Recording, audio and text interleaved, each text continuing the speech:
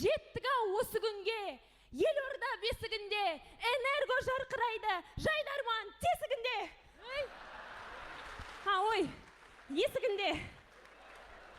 Әзизжанды қалдырма, энергоны қалдырма. Шашты қаптаға қайырған, любой приколды айырған. Ұйқыдағы арудың төсінен ұстап аймалап, ойнап күлген энерго. Есіктегі баланың алғысын алған энерго, бесіктегі қарияның қарғысын алған энерго. Бұлғылдатқан энерго, сұлғылдатқан энерго.